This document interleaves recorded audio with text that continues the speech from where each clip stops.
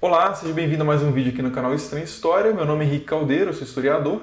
E nesse vídeo eu vou falar um pouco sobre o que se estudava exatamente nas universidades medievais, qual que era o currículo, por assim dizer, né? Quais os cursos, as faculdades, e também o que eram os famosos trivium e quadrivium, né? Então se você tem interesse por esse assunto, já clique aí no gostei, se inscreva no canal e vamos pro vídeo. Então, basicamente, você tinha 4 faculdades, inicialmente nas universidades medievais, né, que era basicamente o direito, a medicina, a teologia e as artes, né? As artes aí não é belas artes, mas são as artes liberais, sobre as quais a gente vai falar daqui a pouco, que é mais ou menos, assim, parece muito com filosofia. Então, o direito, né? Por que se estudava o direito nas universidades medievais? Porque o direito é uma coisa básica de convivência, né? E quanto mais complexa uma sociedade, quanto mais complexas as formas de interações sociais, maior a exigência da complexidade do direito, né? Então o direito vai ser uma formação que vai ser muito prestigiada nesse período e é uma das mais lucrativas, inclusive talvez a mais lucrativa das faculdades do período medieval. Não é tão diferente de hoje, talvez, mas o direito ele não tinha um prestígio assim moral tão grande quanto a teologia, né, que a gente vai falar sobre ela, mas ele era um dos cursos mais buscados e era o curso fundamental, ali, principal da Universidade de Bolonha, que é talvez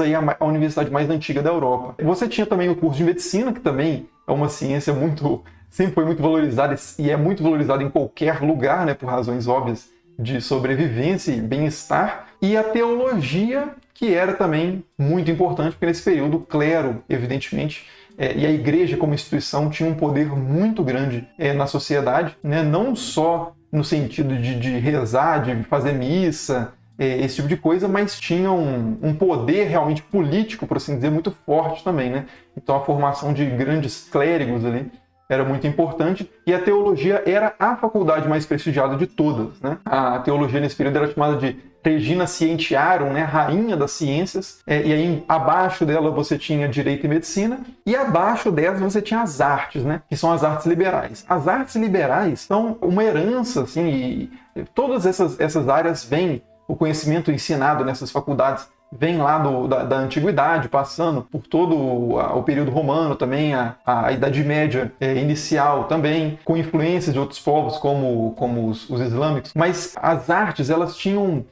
havia um certo preconceito, assim, um certo desprestígio das artes, porque elas estavam muito diretamente relacionadas com a filosofia grega, por exemplo, o conhecimento pagão. Então sempre foi uma dificuldade assim dentro do desenvolvimento do cristianismo, como lidar com a filosofia, com as formas de conhecimento não cristãs, né? Isso desde Agostinho, por exemplo, falava muito sobre isso, ele era bastante partidário do estudo da filosofia, mas outros, como Lactâncio, por exemplo, mais ou menos da mesma época, eram bastante receosos em relação ao estudo da filosofia pagã. Então, nesse período de desenvolvimento das universidades, ainda havia muito esse pé atrás com as artes liberais por causa disso. E quais eram as artes liberais, né? As artes liberais, ao longo da história, desde o período de Roma, tiveram divididas em basicamente 2 grupos, que são o trivium e o quadrivium. O trivium é de tri, 3, vium, né? Via. Então, um caminho triplo e o quadrivium é um caminho quádruplo. Então, o caminho triplo é o caminho verbal, que são a gramática,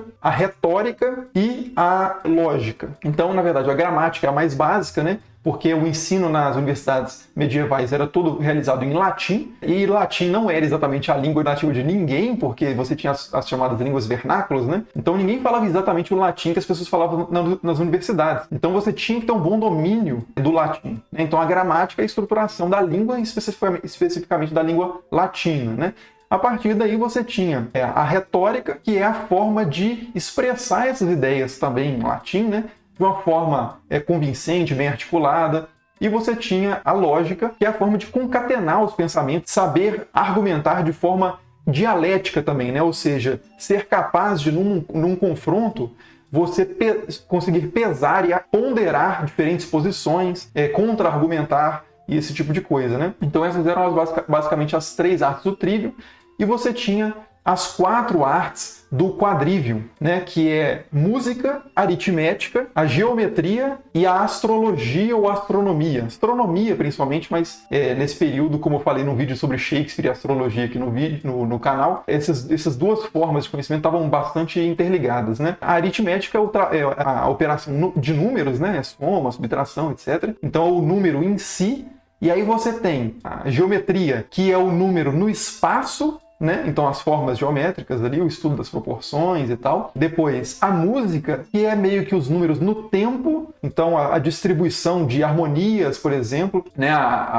Quando se fala música, não é exatamente o cara pegar o violão lá na universidade e tocar, é mais teoria musical, né? Musicologia talvez fosse uma tradução, uma palavra melhor. Então é uma discussão teórica sobre a música, né? Sobre a harmonia principalmente. E astronomia são os números no tempo e no espaço, né? Porque é o estudo do movimento dos astros, né? E a relação entre esses astros principalmente, né? Então essas são as chamadas artes matemáticas do quadrivium e as artes verbais do trivium, né? E essas 7 artes, apesar de serem aí o conteúdo da faculdade de artes, eram a base de todas as outras universidades, de todas as outras faculdades. Então qualquer pessoa em qualquer curso passaria por uma formação básica nessas artes, com ênfases diferentes, logicamente, né? Dependendo das universidades, porque, como eu disse, as coisas foram se organizando de forma muito orgânica, então as universidades eram muito diferentes entre si, mas basicamente o currículo comum de todas eram essas 7 artes, porque, por exemplo, a retórica é fundamental para o direito, né? A lógica também. A lógica é fundamental para a teologia, porque a teologia nesse período também se desenvolve muito a partir de argumento e contra-argumento em relação a posições que são consideradas heresia, tentar defender a ortodoxia, né? Então a lógica é fundamental. E na medicina, a astrologia, por exemplo, é absolutamente